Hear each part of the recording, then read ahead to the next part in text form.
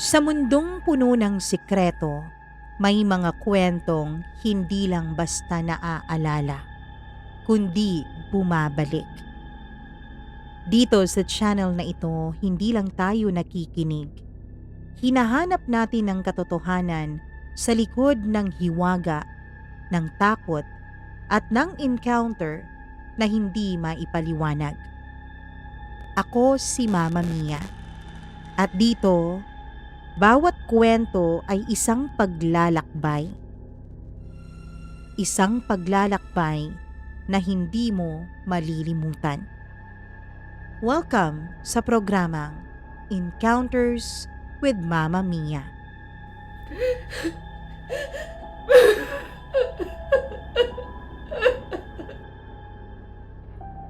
Ang ating letter sender ngayong araw ay nagpapatago sa pangalang Elena.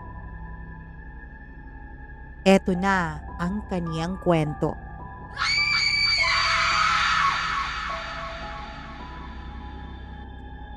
Hindi ko alam kung bakit hanggang ngayon, kapag dumadaan ako sa lumang bahay na yon sa kanto ng Mabini Street, may kung anong malamig na humahaplos sa batok ko. Para bang may matang nakasilip mula sa isang siwang, nagmamasid, naghihintay na mapatingin ako pabalik. Ako nga pala si Elena, at ang kwento kong ito ay hindi ko inakalang ibabahagi ko kanino man, kailanman. Para kasing nakadikit sa balat ko ang takot na iniwanan nito.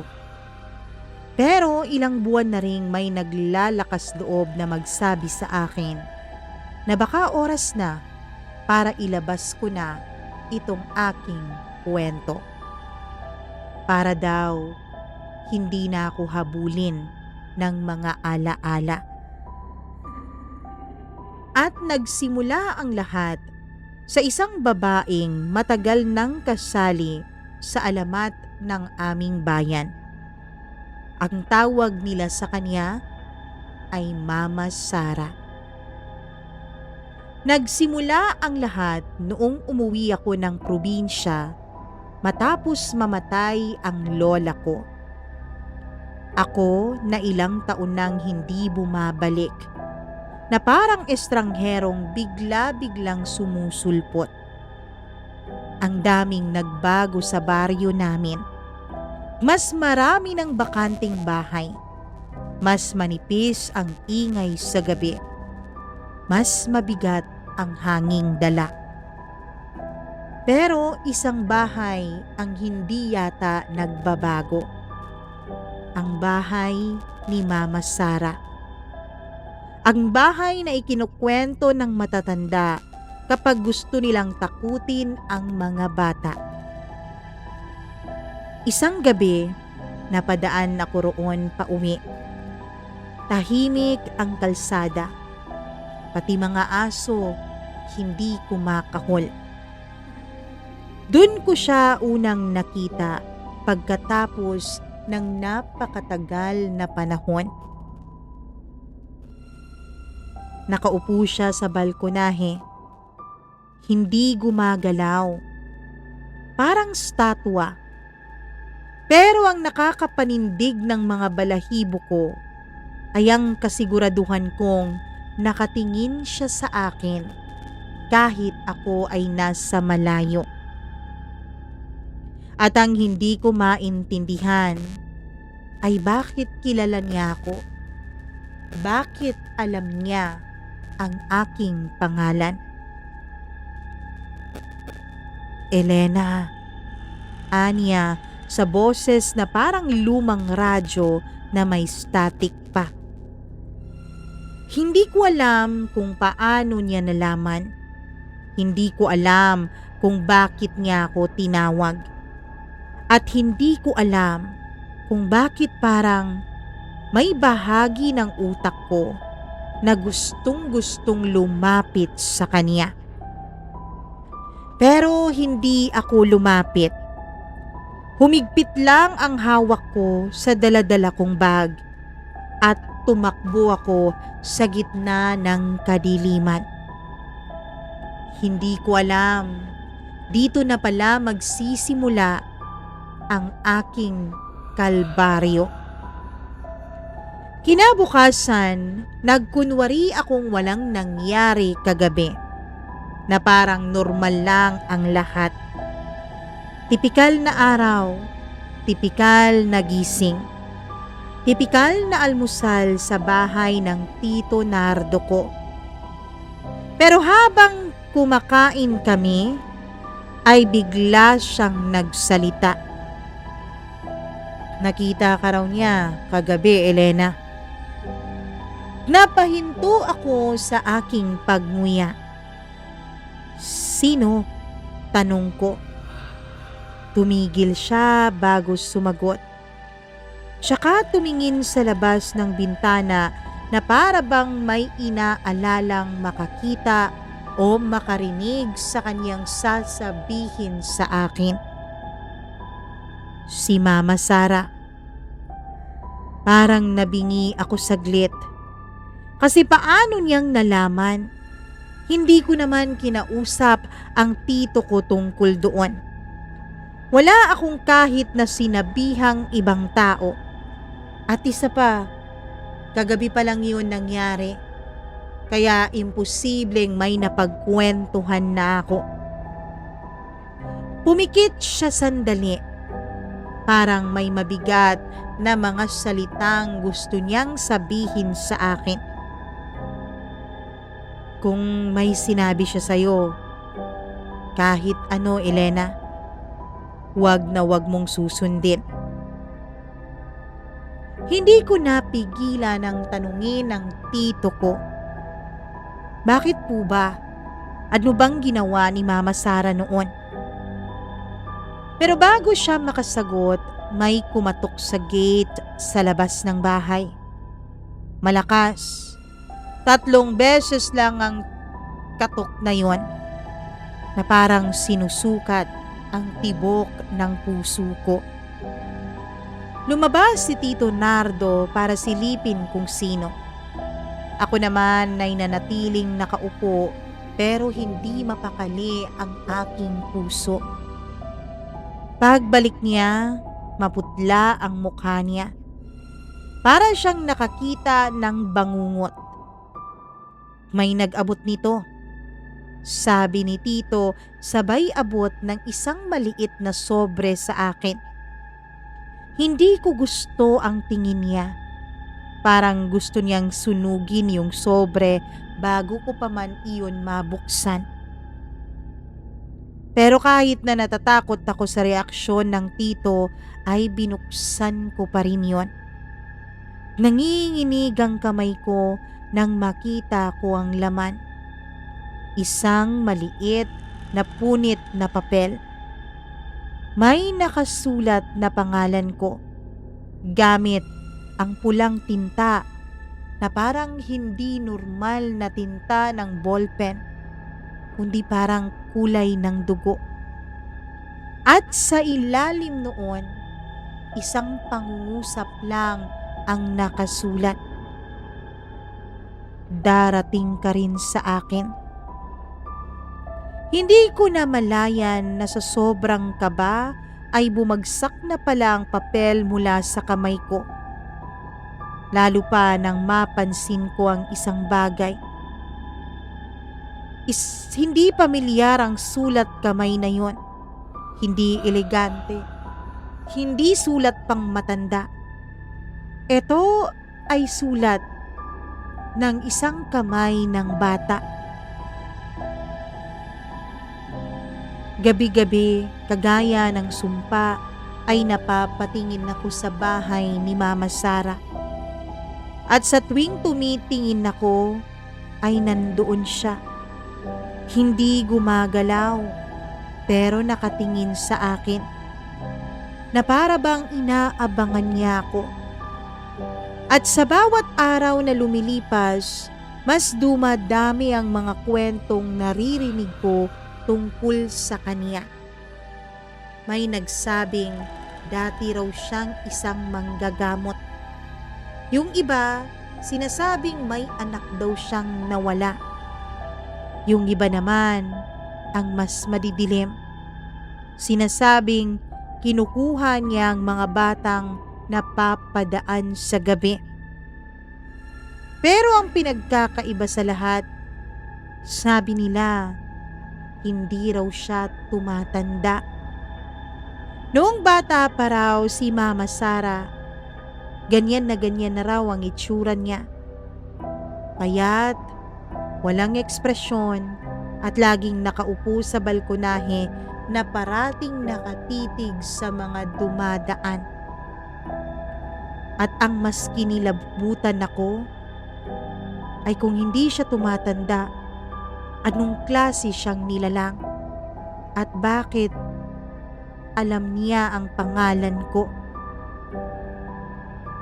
Kinagabihan, kahit anong pilit kong ipikit ang mga mata ko, hindi ako dinadalaw ng antok. Para bang may kamay na humihila sa utak ko. Pinipilit akong tumingin sa may bintana. At nang hindi ko na nakayanan ay bumangon ako. Pagtingin ko sa labas, andun na naman siya, si Mama Sara. Hindi na siya nakaupo sa balkonahe. Nakatayo siya sa gitna ng kalsada, mag-isa, nakatitig sa bintana ng kwarto ko. Parang sumikip ang dibdib ko. Gusto kong sumigaw, pero kumapit lang ang laway ko sa lalamunan. Tumingin lang siya sa akin, walang emosyon.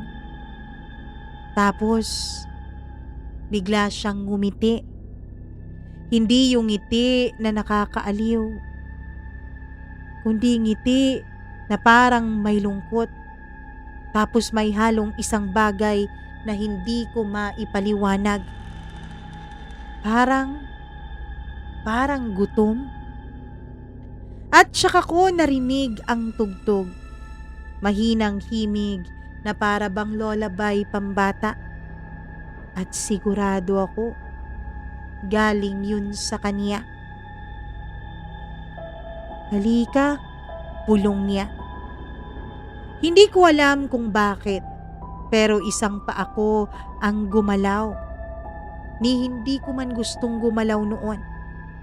Pero bawat nota ng lullaby niya ay parang humihina ang sarili kong kagustuhan na talikuran at isarado ang kurtina ng bintana ko. Halos makalabas na ako noon ng kwarto nang marinig ko ang malakas na sigaw mula sa sala. "Elena, wag!" Si Tito Nardo. Parang natanggal ang mahika sa katawan ko.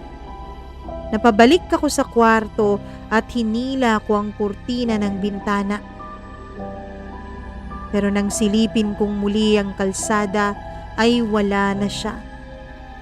Parang usok o bula na biglang naglaho. At doon nagsimula ang unang gabing halos hindi na nga ako makahinga sa takot. Kinabukasan, pinatawag ako ni Tito sa kusina. Nabigat ang kanyang muka. Parang may ibabagsak siya sa aking bomba. "May kailangan kang malaman," sabi niya habang nakatingin lamang sa tasa ng kaniyang kape. Tahimik ako. Hinihintay ang kasunod niyang sasambitin. Si Mama Sara. Si Mama Sara, hindi siya basta-basta. Hindi siya katulad ng mga kwentong naririnig mo mula sa ating mga kapitbahay. Hindi siya katang-isip. At higit sa lahat, may kinalaman siya sa pamilya mo, Elena. Sabi ni Tito sa akin tapos diretsyong nakatingin. umikot ang sikmura ko sa kanyang sinabi, "Anong ibig niyo pong sabihin?" Umugot siya ng malalim na hininga bago magsalita. "Ang nanay mo, bago kayo lumuwas ng Maynila, ay isa sa mga batang kinuha niya." Parang hindi agad pumasok sa utak ko ang sinasabi ni Tito. "Kinuha?" "Oo, pero nakatakas ang nanay mo. Nahanap siya ng mga kapatid niya. Mula noon, parang nagbago ang nanay mo. Laging kinakabahan, laging lumilingon. At bago siya umalis ng baryo, ay may sinabi siya sa aking isang bagay." Tumingin muna sa akin si Tito Nardo bago siya nagsalita ulit. "Pagbalik ni Elena, babalikan siya ni Mama Sara." Napalunok ako. Hindi ako makahinga. Hindi ko alam kung uhaw ako, nahihilo o nanlalamig. "Bakit ako?" tanong ko habang nanginginig ang boses. "Kasi ikaw ang kabayaran ng pagtakas ng nanay mo." Kinagabihan, habang nakahiga ako at sinusubukan kong maging normal, ay biglang narinig ko ang tunog ng cellphone ko. Isang unknown number ang tumatawag. Pero ang mas nakakapagtaka, 12:00 na ng gabi noon. "Hello?" Sagot ko. Walang sumagot sa kabilang linya. Ilang sandali pa ay may narinig akong mahina na boses na para bang humihikbi. "Elena!" Nanigas ako. Hindi ko kilala ang boses, pero parang boses bata. Mahina na para bang pagod na pagod. Sino to?" "Si Sarah." Parang gumuho ang sikmura ko. Mabilis kong pinindot yung end call. Pero bago tuluyang mamatay ang linya ay may narinig pa akong isang pangungusap mula sa kanya. "Sabihin mo sa kanya, nagagalit na ako." Pagbagsak ng kamay ko sa kama ay napagtanto kong hindi ako makagalaw, hindi ako makahinga. Sigurado akong napindot ko yung end call pero hindi natapos yung tawag. Nakita ko ang call timer, patuloy na tumatakbo. Patuloy na nagdadagdag ng mga segundo sa tawag. Hindi ako nagdadial. Hindi rin ako nakaline pero may nakakonect sa kabilang dulo. At dun ko narinig ang huling tunog na nagpahilo sa buong katawan ko.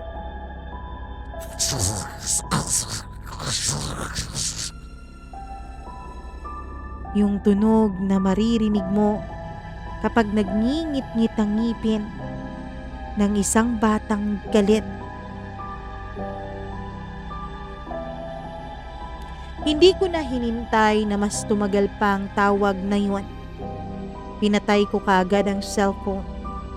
Pero kahit naka-off na ang cellphone ko, laging bumabalik sa utak ko yung boses na yun.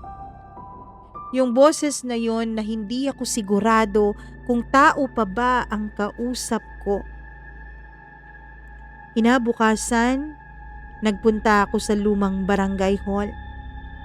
Ang isa sa pinakamatandang residente doon, si Aling Doray, ay nakaupo.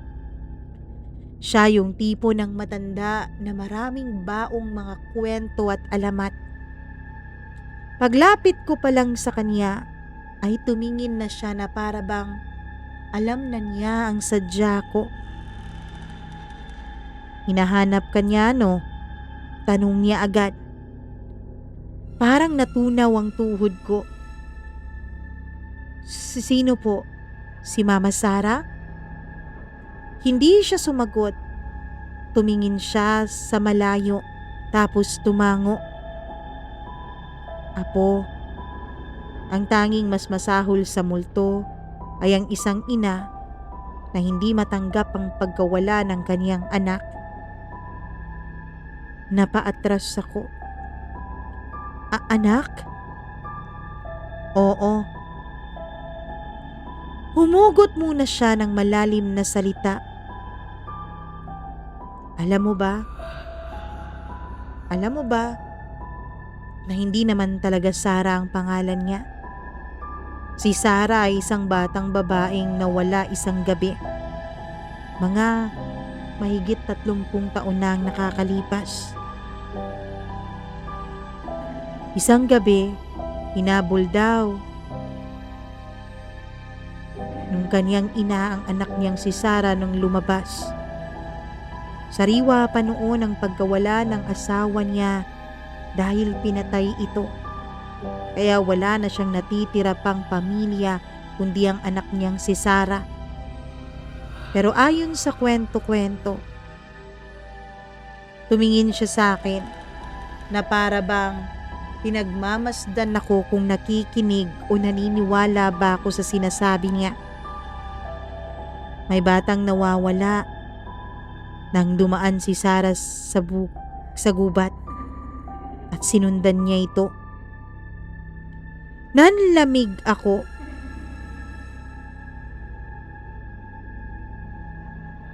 Mula noon, hindi na sila nakita pang muli, kahit bangkay pa nila.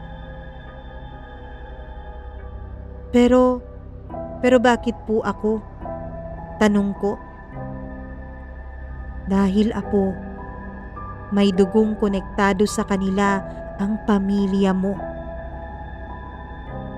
At doon ay parang nalaglag ako sa kinatatayuan ko. Pag uwi ko, hindi ako tumigil hanggat hindi ko nakakalkal ang lumang baol ng lola ko sa lumang aparador sa kwarto. Nandoon ang mga lumang laruan ng nanay ko, notebook, at isang lumang diary na halos kinain na ng anay at panahon. Binuksan ko yun. Entry 27. Si Sara. Nakita ko na naman siya. Yung batang laging nasa likod ng bahay ni Mama Sara. Tumingin siya sa akin. Sinabi niyang takbo pero hindi ko maintindihan kung bakit. Kinilabutan ako nung mabasa ko yun. Entry 28, 29, 30. Paulit-ulit niya lang nakikita ang batang yon. Hanggang sa isang entry ang nabasa ko na kinagat ng takot ang buong katawan ko. Si Sara ay kamukha ko nung bata ako. Napalunok ako. Hindi ko alam kung inuugat ba ng utak ko ang kahulugan ng mga salita. Ang sumunod na entry ay mas mabigat. Ang binansagan nilang Mama Sara ay hindi ina, kundi nilalang na kinukuha ang anyo ng isang nawawalang anak.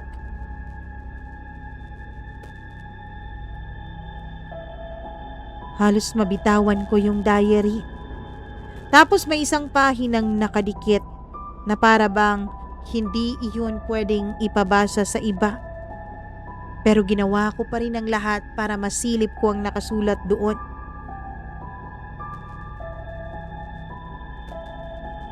Kung sakaling magkaroon ako ng anak, sana hindi niya makilala si Mama Sara.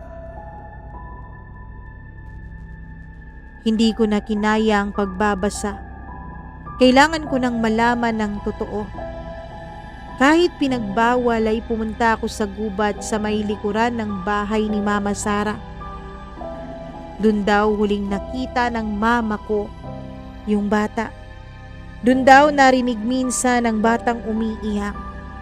Doon din daw madalas may nawawalang pusa, aso, kadalasan naman ay bata. Pagkapasok ko pa lang ay parang may humaplos na sa batok ko. Ang lamig ay hindi normal na lamig lamang. Lamig na parang buhay. Tapos narinig ko yun. Mahina pero parang nasa likod ko lang. Elena. Hindi ako lumingon. Hindi dapat. Kahit saan mo yan marinig sa gubat, wag na wag kang lilingon. Pero napaupo ako sa lupa nang may biglang humawak sa mga kamay ko. Maliit na kamay. Kamay ng bata. Halika. Gusto ka na niyang makita. Hindi ko napigilan ang sarili ko't napalingon ako. Isang batang babae. Puting-puti ang damit. Gusot ang buhok. At ang mata niya ay tila kulang. Hindi siya multo, pero parang hindi rin siya tao. Sara? Yan ang sabi ng utak ko pero hindi lumalabas sa bibig ko. Ngumiti siya. Yung ngiti na para bang may alam siyang mangyayari sa akin. Sabihin mo sa kanya, ayoko na. Sabi niya, hindi ko na kaya. Ang tagal ko nang naliligaw. Hindi ako makahinga nung marinig ko yun. Pero bago ko pa man siya sagutin ay may narinig kaming pagyapak. Malakas, malalim. Andito na siya. Dumating na siya. Sabi at biglang tumakbo yung bata at nawala. Pagkaharap ko ay parang nanigas ako dahil nandun siya. Si Mama Sara. Pero may mali. Hindi niya itsura ang nasa harap ko, hindi gaya nung nakikita ko. Mas malaki siya, mas kulubot, at ang mukha niya ay parang walang forma. Para siyang isang luwad na gumuho. Ang boses niya ay nag-iba. Hindi na yung malamig. Ngayon ay tila galit na siya. Buti at bumalik ka, Elena. Hindi ko alam kung bakit ako ang target niya pero lumapit siya sa akin. Ang nanay mo nakatakas. Pero ikaw, hindi ka tatakas, diba? Doon ko na-realize na gagawin niya akong pamalit sa nanay ko. Doon ko na-realize na gusto niyang gawin akong anak. Halos mahilo-hilo na ako noon. Buti na lang at may sumigaw. Isang kamay ang humila sa akin. Isang kamay na alam kong pamilyar. Isang kamay na tila magliligtas na sa akin. Nagulat ako. Pero agad din akong nawalan ng malay. Nung magising ako, nasa bahay na ako. Nandun na rin si Tito Nardo at ang iba naming mga kamag-anak. Hindi kanya titigilan, Elena. Kaya ngayon pa lang, hinimpake na namin ang mga gamit mo. Ihahatid ka na namin. Ibabalik ka na namin sa Maynila. At doon nagtatapos ang lahat. Sa araw nga na yun, Sinamahan ako ng Tito Nardo ko. Sumakay kami ng bus at bumalik sa Maynila. Pero kahit nasa Maynila na ako ngayon, hinding-hindi ko makakalimutan ang nangyaring iyon. Kapag kinukwento ko yun sa aking isang kaibigan, lagi niyang sinasabi na baka guni-guni ko lang daw yun. Bunga ng aking imahinasyon at ng mga alamat na sinasabi ng tao sa akin. Pero alam kong totoo yun. Alam ko sa sarili ko na tunay ngang nangyari iyon.